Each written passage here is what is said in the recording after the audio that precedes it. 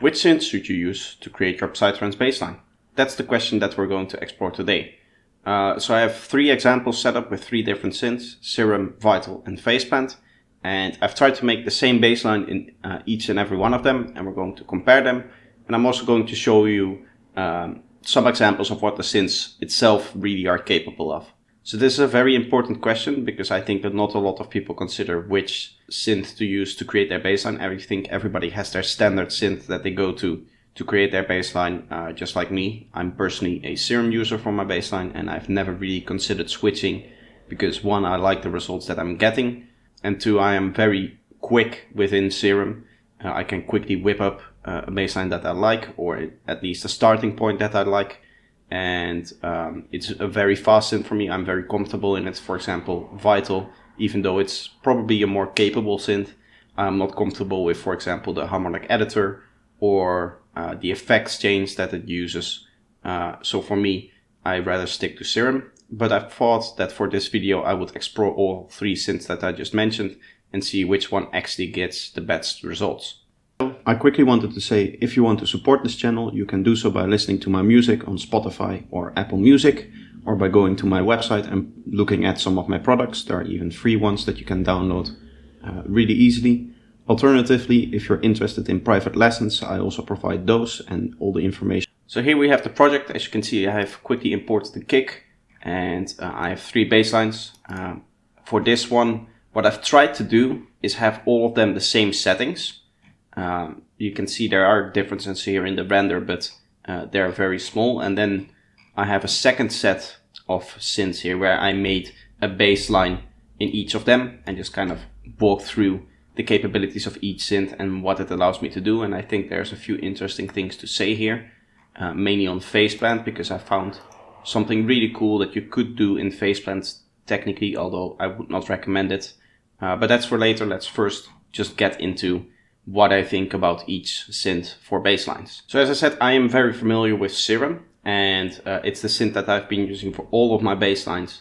I've never worked with anything else to create a bassline for any of the songs. So that shows you how serious I am about this synth, how much I like it for basslines, and how much I've grown accustomed to it. So the process for creating all of these 3 basslines is that I made kind of my standard bassline within Serum, or how I would make it in Serum, which is actually pretty easy. So let's run through that really quick. So here it is. As you can see, it's just the basic saw wave that I use. And then I have 1 LFO set to an envelope mode on 1/16 notes going into the filter, which is a 24 dB per octave filter. And then I have my velocity set to the level, so I can do sidechaining with velocity, which is the way I like to do it for my bassline. And then no effects, as you can see. And this just is the whole patch. Sometimes what I will do is have a second LFO and I can draw in a volume curve, which is really useful. But for this, I wanted to keep it as simple as possible, and we'll just use the basic setup of volume that we have here within envelope 1 and use that for the volume of our oscillator instead of using LFO like this. If you want both velocity and an LFO to control your volume, the way to do that is set up your LFO here and then set a velocity as an aux source. So that's the bassline, and I tried to recreate it as best as possible within both Vital. As you can see, this is the Vital setup here. Just quickly going through it. It's try to get the same curve. I had to mess around with the phase a little bit, which I'll talk about in a little bit. And then we have the velocity going to the level here. And here in Faceplant, it's again the same thing. We have just 1 oscillator going through a filter. And here it was a little bit difficult getting the envelope right. As you can see, I'm messing around with a whole bunch of points here, but this is pretty close or close enough for my liking. I don't know if there's a way to curve these envelopes. If there is a way to just curve this thing here, that would make it a lot easier for me to actually create these envelopes in Faceplant. So now let's take a look quickly at the renders, and I'll first just play them. So these are the outputs of different synths, and I just recorded them as a waveform so it's easier to look at and see what's happening. So I'm quickly just going to enable each and every one of them and just switch between them. And they're going to play together with the kick.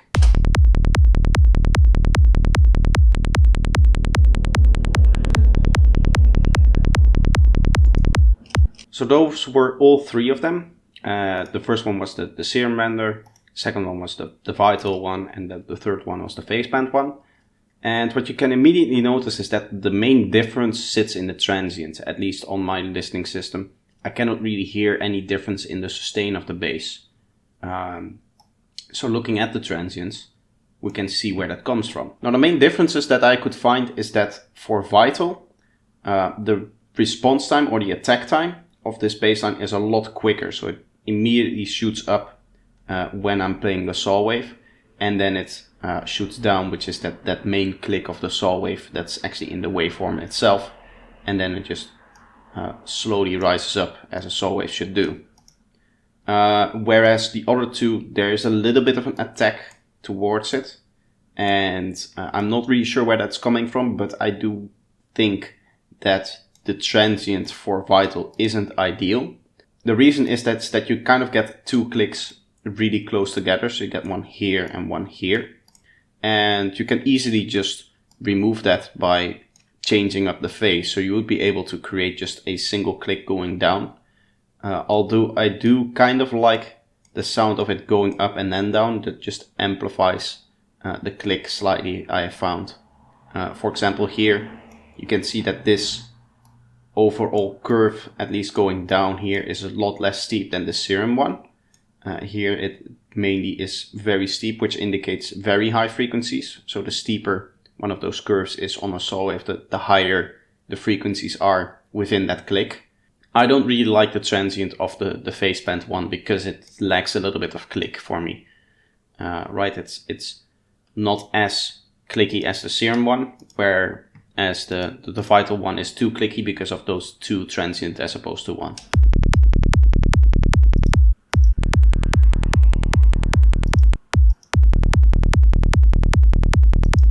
Now, none of these basses are processed, so you could definitely fix all of them with processing and just make them work within your track, regardless of how the transient looks right now and stuff like that. I would suggest you process them. As you can see, there's no multiband or anything on this, so there's no like weird phase stuff going on, which we usually want to do on our bassline, just some phasing in the bassline to offset some of the frequencies within our bass to just make them sound a little bit better. That's usually how it's done. So this is just a very basic starting point. But as a starting point, I like the Serum one the most. Now, part of that can be because I'm used to the Serum one and I like to work with it. And maybe you're saying, well, I like the Vital one more or the Phaseband one more. I would like to know why you like one of them more than the other. But for now, I want to quickly show you something that's happening within the Phaseband one, which I find pretty interesting. So if we look at the second click of our saw waveform here for the Serum one, you can see that together with the Vital one, they're pretty similar. I would say that the Vital one has the problem where it's not as loud as the Serum one, and that might just be kind of the exact waveform that they're using. But you can see it doesn't go fully up and it doesn't go fully down, whereas the Serum one just goes fully up and fully down. I did normalize all three of them to 0, so there's something weird happening here with the Vital one, that the waveform, once it gets filtered, doesn't hit 0, whereas the Serum one does. The Phaseband one, as you can see, actually goes off of 0. So you can see here, if I zoom in real far, you can see just this piece where there's no waveform looking at our analyzer, and this is just a little over 0, so it's a little bit louder. And the reason for that is, even though this is set at 0, you can see there is a little bit of filter phase stuff happening. And I think the reason for that is because both Serum and Vital have a fixed structure. They can be a lot more precise on how they implement their different elements, whereas Phaseband obviously is this completely modular system, so they have to spend a lot more time developing the modularity, and they might not be able to get as clean of a filter as, for example, Serum and Vital has in this particular case, in this particular instance. Not saying that those filters are bad, or that they're not doing what they're supposed to do, but they're leaving a little bit of phasing issues here behind, which you can see by this little kind of wobble right after the transient. So now you might say that the Serum one is probably ideal and you should always use Serum for your basslines. I wouldn't do that. Personally, obviously, I have been doing that because I'm very familiar with it, but you might be familiar with a different synth. Maybe you're a diehard Vital user or diehard Faceplant user or whatever other synth that you're currently working with. I don't want to discourage you from using the synth that you want to use, but it is a good idea to be familiar with the artifacts and the problems that your particular synth might introduce. So as a test, what I want you to do is when next time you make a bassline is to just look at the recording of your waveform, look at what your transient looks like, look at what your filtering looks like here on this second kind of click here, if it's not doing anything of this. And if it is giving you issues like that, then it might be good to consider a different synth or find a workaround, or maybe find a different patch that might work better or whatever. But you should be aware of what your synth is actually doing to one of the most important sounds in your track. Now, I've given Serum a slight edge here because of the fact that I created this bassline in Serum and then I transported the settings over to the different synths. I'm sure you can come up with just a better synth sound if you were to start in Vital and then transport those sounds or those settings over to Serum and Faceplant. You'll probably have the Vital one sound the best because it was made with that synth in mind, with its capabilities in mind. So what I wanted to do is I wanted to see how far I could get to a completed bass sound with each of the three synths. And this is where Faceplant really shines. It's really cool to see how complete of a package Faceplant is for not only creating the bass sound but also processing it. And there's some really cool things that you can do within Faceplant itself to do all of the processing part of your synth. So that's what I want to dive in next. So here are the basslines. I'm again going to play all three of them one after the other, and I'll just switch between them here so you can hear what they sound like.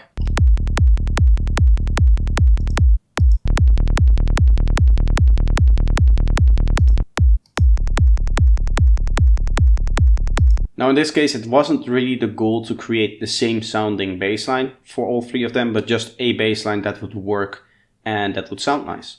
And I think I've succeeded with all three of them in that they're workable. They're not ideal and you would definitely need to do some cleaning up, mainly resampling here. You can see there's a lot of stuff happening mainly here and here.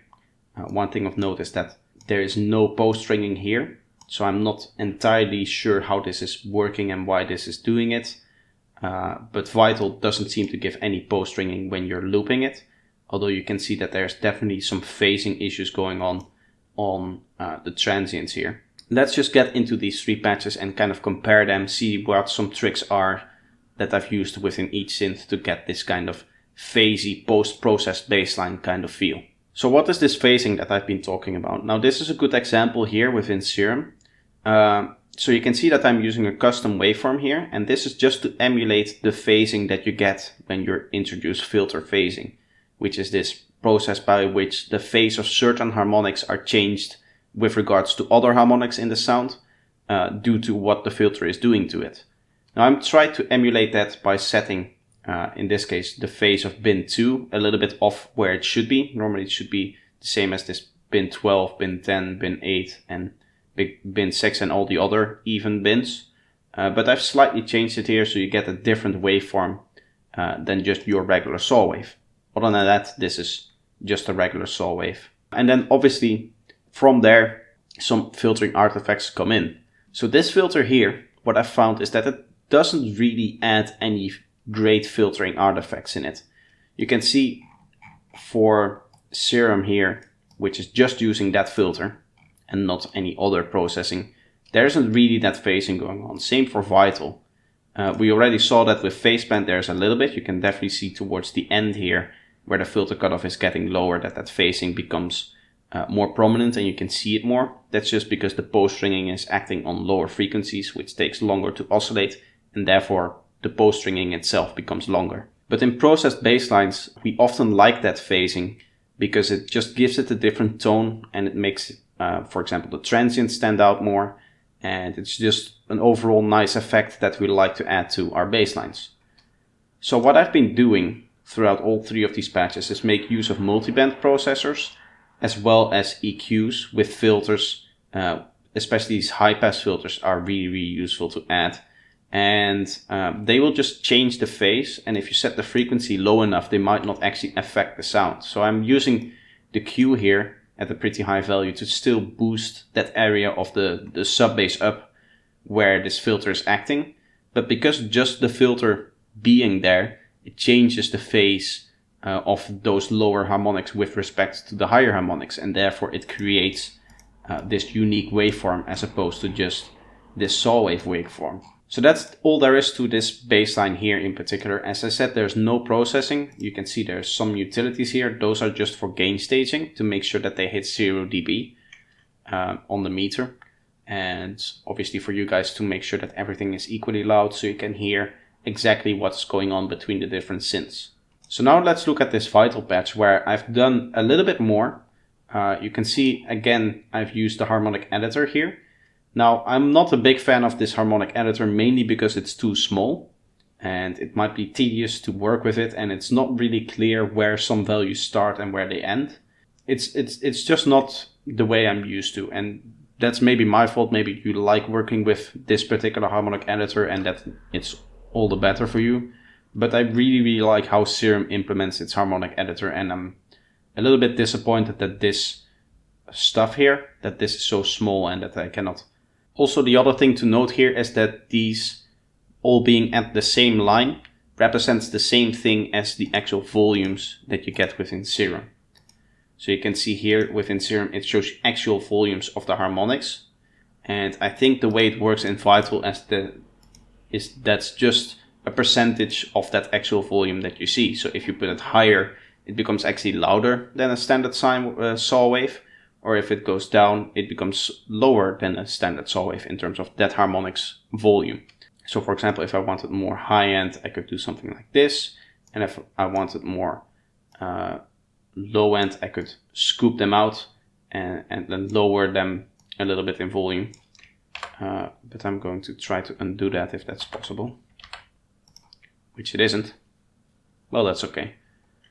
But yeah, just keep that in mind that those bins that you see here in terms of volume are not absolute volume. So now again going into the filter, this is just an analog 24 dB, and then we go into this next filter here, which actually has a pretty important task, and that's kind of shaping the top end of the click. So you can see it's doing this weird shape at the top end. Now this is a combination of using the mix and the Q to kind of dial in this shape. The mix kind of gives you control of how much stuff above the filter you want to allow, which I just want to allow a little bit. And then this Q is just there to kind of see how much of that specific frequency that the filter is set at do you want to boost. And again, it's just a little bit. So we're giving it a little boost at around 8,500 Hertz. And then it just rolls off and goes down from there. So now again, we're using the multiband for the same principle here. And then we just have a soft clipper to drive it a little bit, give it a little bit more harmonics while also making sure that it's loud. And then finally we have our EQ, again scooping out some of the higher ranges here. And then finally we have this EQ just scooping out some of the high frequencies here to really shape our sound. Now there is something to note here, and that's a problem that I had in particular with Vital here. And if we look at the transient, you can see it. These transients of Serum are phaseband as well, are pretty much on spot on where they should be. They should be here. There's a little bit of delay between them both, but that's okay. Whereas this Vital one, it starts to become so far back that it starts to look like it's off, just like off the grid completely. Now in a full track, you're not going to notice that small of a difference, so it's not that big of a problem. But it just is a little bit weird to me that I have to set it so far back. And the reason for that is I'll show you. I'll play this one again and you can listen to it while I'm trying to get that transient closer to the actual grid line here.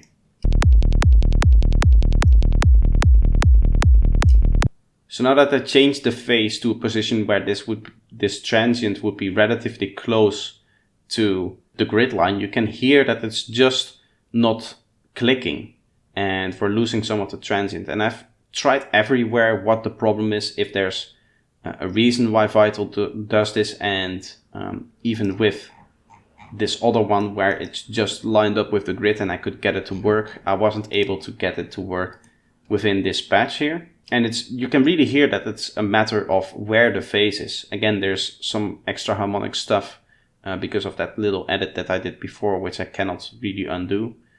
So that's unfortunate.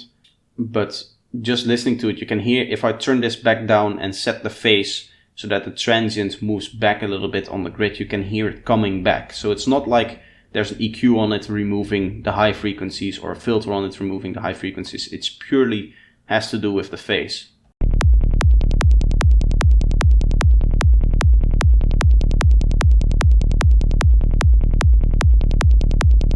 Now, if you know a fix for this, then please let me know within the comments, or let anybody else know in the comments.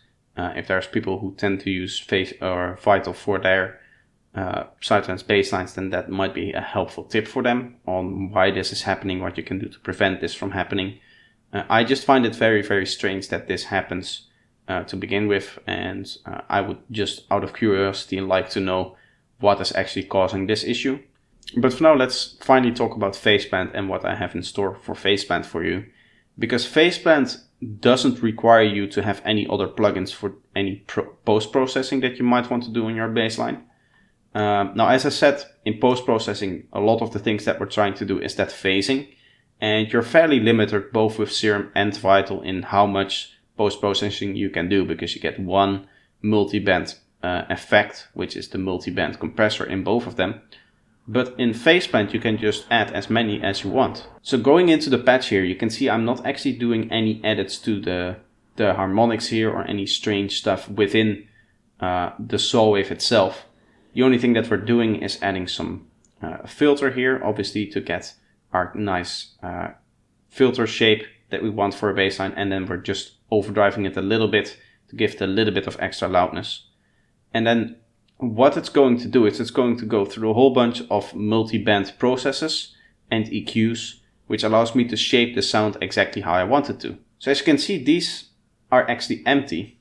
There's no effect being used on the individual bands, but what we're doing is we're using these filters to introduce the phasing. So the effect that we're after are actually the crossover filters, not so much whatever effect you put on here. And that's same mostly for this other multi-pass, apart from the fact that I'm using some phase distortion on the very high end, which is again a cool trick. You could potentially do some phase distortion on the high end and then say a compressor on this mid-range and maybe, I don't know, a little bit of distortion on that sub. I wouldn't recommend that, but you could do those things within multi-pass here. And that allows you to consolidate some of your processing. Say that you want to do some mid-range distortion and some high-range I don't know, stereo width. You could do that within one plugin without having to open two different multi-band plugins to do that. It also gives you just more control over the filters, because if you want to do 4 different things in terms of post-processing, you can have less filters to do it with, and therefore each filter contributes more to the kind of sound that you're going to get, and therefore it's easier to set up. So this whole sound, this whole complex waveform that we're generating here, which as you can see has a lot more phase shift than, for example, this one and this one. You can see that by the change of the waveform. The sub basically comes in here, as opposed to right at the start, where, as you can see, this is just 2 oscillations, or an oscillation happening, and then here we have an oscillation happening up until that part, and then you have another one, obviously, where this is more, there's just more phase shift, mainly on that sub bass is really shifted back to basically this section of the bassline, whereas the transient is really free to be, the high-end energy to get an actual nice click. So that's just what happens when you're able to add multiple instances of, for example, a multi-band plugin or multiple instances of an EQ. You get more phase shift, and therefore you can do more of the processing within Phaseplant. So where this is useful is if you quickly want to whip up a bassline preset that works really, really well, that has all of the processing on it as well. You could, for example, create 3-4 different standard bass patches that you can just whip into a project and know that work.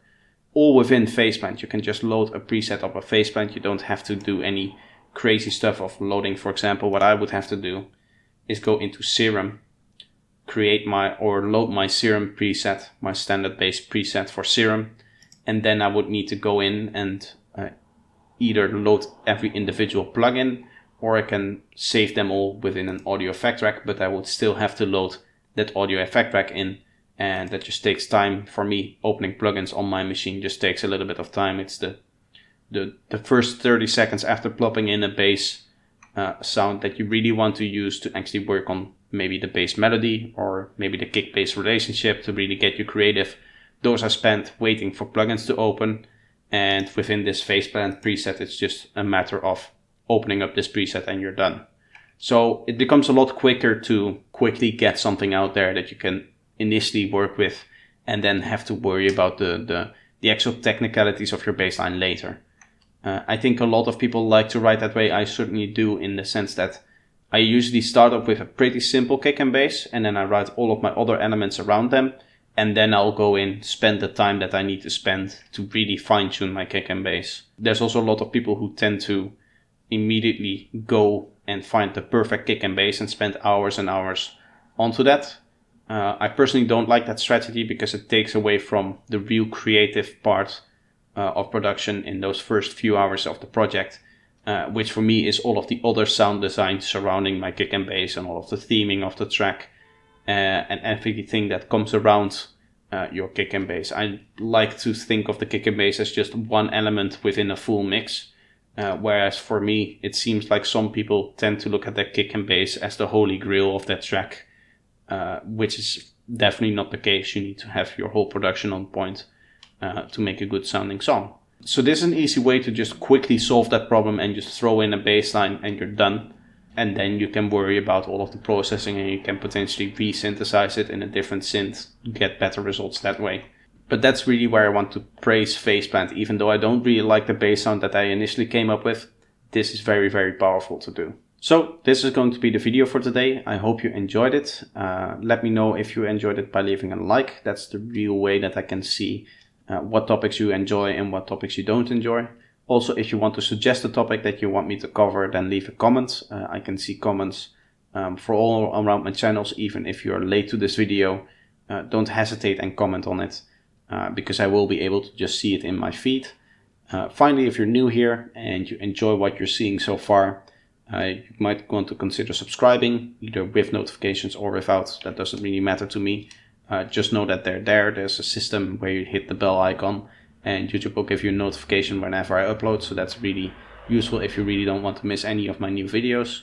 But that's going to be it for today. I again hope you enjoyed, and I hope to see you in the next one. Bye bye.